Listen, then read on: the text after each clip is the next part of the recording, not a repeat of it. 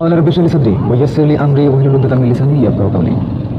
সুপ্রিয় দর্শক বন্ধুরা, আজকের এই এপিসোডে তদবির নাম্বার গ ভালোবাসার কঠিন তাবিজ সম্পর্কে আলোচনা করব। দর্শক বন্ধুরা, আজকের এই তাবিজটি অবশ্যই আতসী একটি তাবিজ, তাই অবশ্যই এটি কঠিন, এটিতে কোনো সন্দেহ নেই। তো এখানে আমি তিনটি নকশা আলোচনা করব। এই তিনটি নকশা যদি আমি বলার মতো আপনারা ব্যবহার করতে পারেন, তাহলে অবশ্যই এর ফল আপনারা হাতে নাতে দেখতে পারবেন। সচেতন অবশ্যই এগুলা দেখবেন এবং নিজে ভোগ করতে সক্ষম হবেন। তো প্রথম কথা হলো যে এর জন্য অবশ্যই পাক পবিত্রতার আবশ্যক। যেহেতু এটি হলো ইসলামিক বশীকরণ, সেহেতুকে আপনার নিজেকে পাক পবিত্র করে নিতে হবে, আতরগুলা এগুলা নিজে মেখে নিতে হবে। অবশ্যই 2 রাকাত নামাজ আপনি পড়ে নিলে উত্তম। প্রথম যে রাত্রিতে কাজটি করবেন, সেই রাত্রিতে অবশ্যই প্রথম যে নকশাটা দেখতে পাচ্ছেন, এই নকশাটা আপনার লিখতে হবে। প্রথম নকশাটা খুব সুন্দর করে দেখে নেন। প্রথম নকশাটা অবশ্যই আপনার লিখে নিতে হবে এবং এটি অবশ্যই গোলাপ মিশ্রিত জাফরান কালিতে লিখলে উত্তম হয়। আর যদি পারেন তাহলে যে কোনো সাদা কাপড়ের উপর লিখে নেবেন, না পারলে অবশ্যই কাগজের উপর লিখে নেবেন। কাগজের উপর লিখলে অবশ্যই তুলা বা অন্য কোনো কাপড় মিলিয়ে সেটিকে আপনাদের জ্বালাতে হবে। প্রথমত যেহেতু বলছিলাম যে একটু আতসী, তাই জ্বালাতে হবে, এটা তো স্বাভাবিক কথা। তো এটি লিখতে অবশ্যই পূর্ব দিকে ভুঁ করে লিখতে হবে।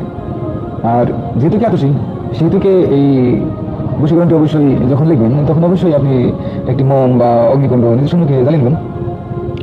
অবশ্যই প্রথমটি লিখলেন। প্রথমটি লেখার পরে তোলে কিছু আমি টেনে দিয়েছি এখানে।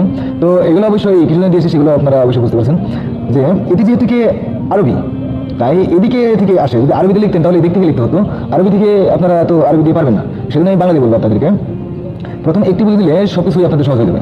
তো এখানে অবশ্যই যেহেতু কি আপনি লিখেছেন, তো এখানে আপনার নাম লিখবেন, আপনার বাবার নাম লিখবেন। এখানে অবশ্যই মেয়েটির নাম লিখবেন, মেয়েটির মার নাম লিখবেন। তো এখানে কীভাবে লিখবেন সেটি অবশ্যই আপনাদের জানা আবশ্যক।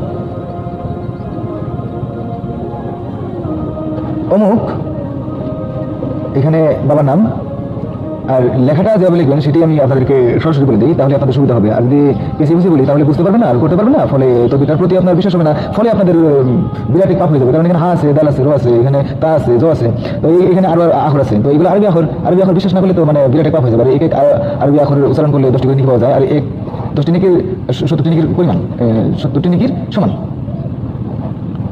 যা হোক, যেহেতু একটি অক্ষর পাঠ করলে 10টি করে নেকি পাওয়া যায়, সেহেতু এগুলো যদি অবিশ্বাস করেন তাহলে আপনাদের বড় পাপ হবে। এতে ইমান থাকবে কি থাকবে না সেটি সন্দেহ বিষয়। অমুকের পুত্র অমুকের জন্য, অমুকের মেয়ে অমুকের কলবে অন্তরে ভালোবাসার আগুন জ্বালিয়ে দিলাম, এইভাবে লিখতে হবে। আর তৃতীয় তিন নকশা সেভাবে লিখবেন। এখানে অবশ্যই দেখতে পাচ্ছেন তো আছে, হা আছে, তো আছে, হা আছে, মিম আছে, তো হা আছে, বা আছে, আইন আছে, হা আছে, এগুলো অবশ্যই আরবি অক্ষর। আরবি অক্ষরের মধ্যে অবশ্যই আপনারা জানেন একটি আরবি অক্ষর আলিফ। এই আলিফের বা অন্য যে কোনো একটি অক্ষর নেন, যদি সারা জীবন করে এর গুণগান করেন, লেখেন, মানুষকে লেকচার দেন, তাহলে আপনি আপনার জীবন শেষ হয়ে যাবে, কিন্তু লেকচার শেষ হবে না। তো তৃতীয় নকশাটি সেভাবে লিখবেন এবং কিছু বিষয়ে আপনাদের আমার সাথে আলোচনা করা আবশ্যক। এটি অবশ্যই শুধুমাত্র আপনার সাথে আলোচনা করবো, যেহেতু আপনি করবেন, সেহেতু আমি আপনাদেরকে একটি নাম্বার দেবো, সেই নাম্বারটি ব্যবহার করবেন, তাহলে আপনাদের কাজগুলো করার জন্য সুবিধা হবে। সেটি হলো যে 9365938282। এই নম্বরে কল দিলে সরাসরি আমার সাথে কথা বলতে পারবেন। সরাসরি কথা বলে না বলা কথাগুলো আপনাদেরকে জানিয়ে দিতে পারবো। যেহেতু কি করবেন আতসী নকশা, তাই ভুলভাল হয়ে গেলে একটি ক্ষতি হতে পারে। সেজন্য অবশ্যই আরো কিছু বলার আছে, বেশি বলে দিলে অবশ্যই লম্বা হয়ে যাবে আর কোনো ভিডিও কেউ দেখবেন ভিডিওটা। তো অবশ্যই আজকের জন্য এখানে শেষ করলাম। আসসালামু আলাইকুম ওয়া রাহমাতুল্লাহি ওয়া বারাকাতুহু।